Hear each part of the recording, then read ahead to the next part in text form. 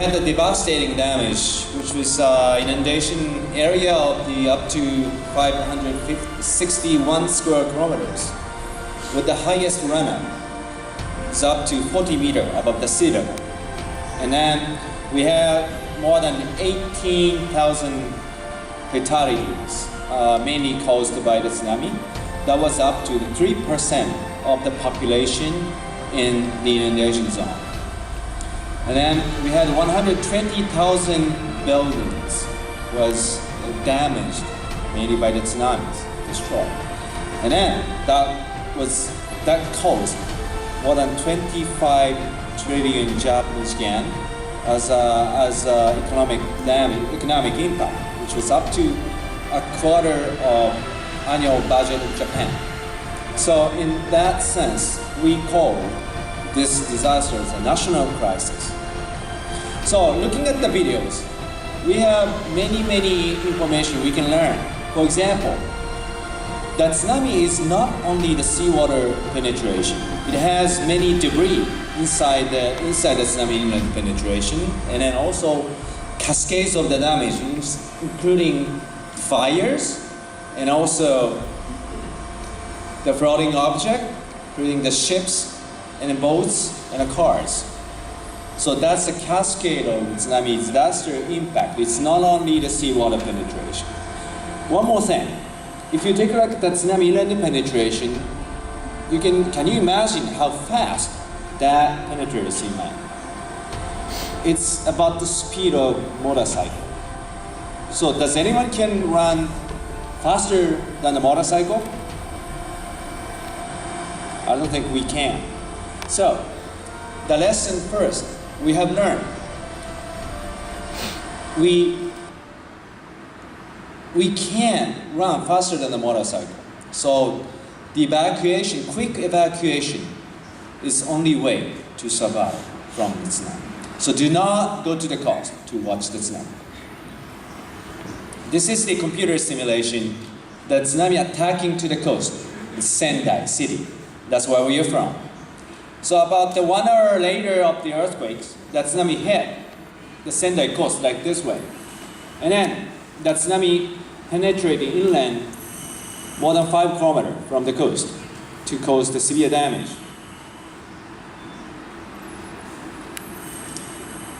The coastal community totally devastated like this one. So this is showing a comparison of the satellite images in pre-disaster and post-disaster. As you can see, the most of the part of the coastal community, like this one, totally devastated. So we, after the tsunami attack, we are in the team of the field survey to investigate the impact of the tsunami disaster. And then one thing we have found is that the relationship of the structural vulnerability against the tsunami. So this is the relationship of this is what we call the tsunami fragility curve. This is the relationship of the damage probability of the houses as a function of the tsunami flow depth. The definition of the flow depth is how deep the tsunami flooded, locally flooded. So as you can see, over 2 meter flow depth can cause very severe damage on our houses. So that's the lesson we have learned. Over 2 meter tsunami flow depths potentially causes severe damage on houses or may devastate. That's the lesson we have learned. That's the vulnerability of the house, our houses. And then I believe that it's very similar with your houses. The tsunami is not only a problem of Japan, also the problem is Peru. So this is one outcome from our joint project, SATREPS. So we simulated the potential tsunami in the seismic gap of the coastal Lima with the potential earthquake scenario. So the tsunami will hit in the future within 30 minutes. This is the simulation of the tsunami inundation in the Callao region. So you can see that the tsunami will attack within the 30 minutes, and then it cause severe and then extensive inundation on the coast with the tsunami height of, I think it's more than 5 meters. So that's the, we have to, I think that's the one we have to expect in this country in the future. And also, with the relationship we have learned about the vulnerability of the houses against the tsunami disaster. So left one, you see some curves. That's the relationship of the structural damage probability according to the structural type. Wooden houses, masonry, and a reinforced concrete structure. So applying this relationship into the tsunami, potential tsunami disaster in Peru, we have this kind of map as a result of the tsunami damage assessment in Lima, Peru. So if you are interested in this result, you can just go to the site of which is called the Journal of Disaster Research. We published this paper in 2014 as the authors of Adriano et al. Like this one. So we are now working together. We have working together to assess the potential tsunami damage in Lima, Peru. So let me talk about the tsunami disaster countermeasures in Japan. We have 3 policies. The first one is the coastal protection, well, the building seawalls and breakwaters to protect life and property. And the second is building a tsunami resilient community with the urban planning, land use, and relocation after the disaster. And the third is emergency response and preparedness, including the tsunami warning, evacuation, and public education. So having these 3 policies, we are trying to enhance tsunami disaster management in our country. But the first issue, even the great seawalls, even we protected the coast with the concrete seawalls, we found the seawalls down by the overtopping tsunami. So this is the 10-meter seawall. It's very huge, but once the tsunami overtop, it's easily falling down. So that's why we have lessons we have learned. Even the great seawalls can fail. So that's because we are having 3 kinds of policies, not only rely on the seawalls. The second, so now we are in the middle of the reconstruction processes in the tsunami affected area. What I'm showing here is the Sendai City's reconstruction plan. So we call this multiple protection to minimize the losses. For example, please take a look at the coast. We built the seawalls with the concrete structure with the height of 7.2 meters. Actually, in the 2011 event, the tsunami hit with the height of over 10 meters. So we found that even the concrete seawalls with the 7.2 meter height, it's not enough. So that's why we had the policy of the multiple protection. That means the multiple protection lines, not only the first line, the concrete seawall. The second line is the tsunami forest or coastal road raised above the ground, with the 6 meters. Like this way, we are trying to protect with the multiple lines of protection to minimize the losses. And then with the evacuation facilities. And then behind that, our cities are there. So now in the process of the construction, the prefecture road raised with the 60 meters above the ground, like this one. What you're looking at is the original road right there, and also you have the model. So which is will be raised 6 meter high with width of 30 meters. So our job is to find out how this road can work to protect the tsunami, future tsunami. So this is the simulation with the 6 meter raised road. You see the differences of the one I showed you before. So once we hit the same tsunami we had in 2011, so this is the protection of our reconstruction plan. So we can with the reconstruction plan, we found that we can reduce the tsunami inundation to the half of the one we had in 2011. And also you see the red area, that's a very severe impact of the tsunami. So that we found that that area is very, very dangerous. So we found the Sendai city decided to prohibit to build the new houses at that area, the red-orange area, prohibited by law. So that's we had it as our urban planning based on the computer simulation. So now we run the simulation to find out the potential impact and also how the reconstruction will work in the potential tsunamis. Now the question is, how can we find a safe place? That is the function of the hazard map or evacuation maps. However, we also had a problem in 2011. So this is the one we had before the 2011. The blue area, that was the potential tsunami inundation zone we have expected before the 2011. However, you see the red area, that was the actual tsunami inundation zone in 2011. So in that sense, our tsunami hazard map didn't work because most of the people thought that the blue area is dangerous. And then what they should do when before the tsunami attack, they just try to go outside of the blue area, but the actual tsunami attack was in the red area. So that's the issue we had, because the tsunami hazard map was based on the potential, the scenario we had in the past. So that's the basic idea of the hazard map. Maximum historical event. That's the basis of the scenario, the potential tsunami hazard map, not only in Japan, even here.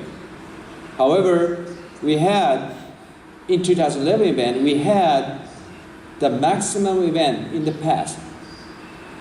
So, what's the lessons we have learned?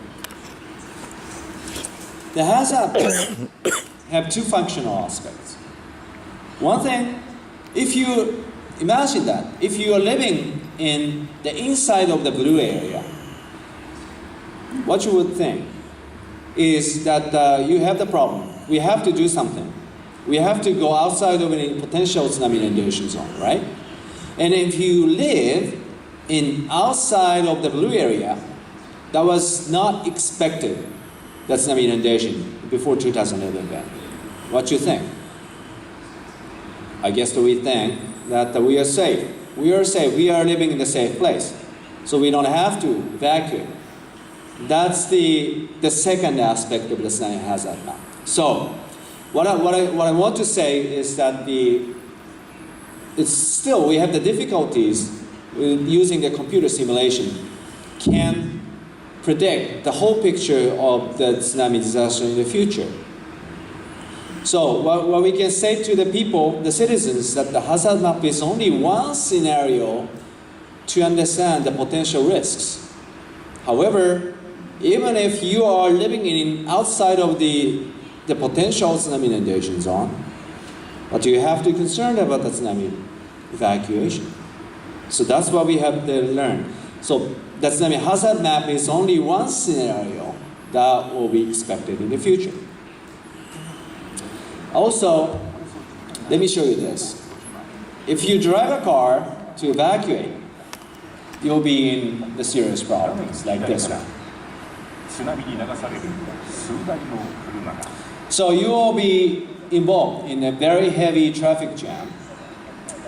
And then you can't go outside by the car, and then trapped by the tsunami. You can see that the tsunami attack will very fast, and then it's very short time. You can decide. So if you can run or walk, driving is not a good idea. Only the people, the challenged people or elderly people, they will use the car. But the normal people who can walk or run do not use the car. So let me emphasize. La Punta in Lima, Callao region, they already have the evacuation plan in 2010. For example, in the Playa La Punta, they already have 20 tsunami evacuation buildings. I think for now, there are more, 20 buildings. How the people should evacuate. So this is the one simulation showing how the people evacuate. You see the many black dots. That's each of the dots are the people in the computer. So we are trying to find out how people can survive from the tsunami. So as I said, the tsunami will attack in 30 minutes. So that's only the time you can take to survive. So I think it's a very significant challenge to find out how we survive within 30 minutes. So what we found is that the quick evacuation, not only horizontally to the vertical direction, that means that to evacuate to the safe buildings.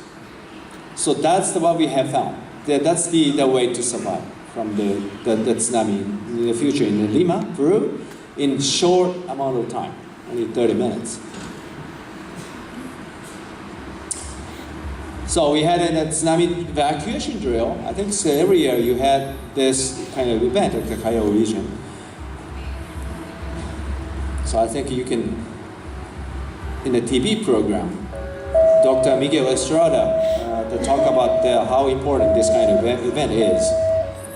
So we had this in I think it's in 2012 or 2013.